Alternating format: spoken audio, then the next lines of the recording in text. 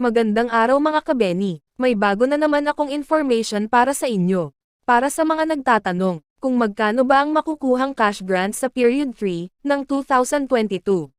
Ayon sa nakasaad sa Pantawid Pamilyang Pilipino Program, o 4Ps Act 11310 Guidelines, na ang lahat ng mga benepisyaryo ay makakakuha lamang ng educational grants na 10 buwan sa loob ng isang taon.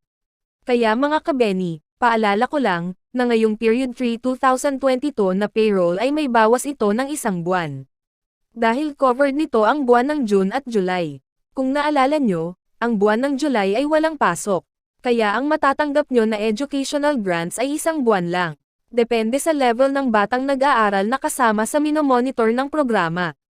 Kasama na rin sa matatanggap nyo ang rice subsidy na 600 kada buwan o 1,200 sa kabuuhang 2 buwan, at health grants na 750 kada buwan o kabuuhang 1,500 pesos.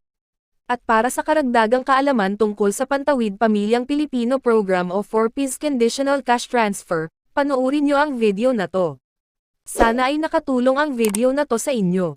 Huwag kalimutang mag-subscribe at i-share ang video na ito. Maraming salamat mga kabeni.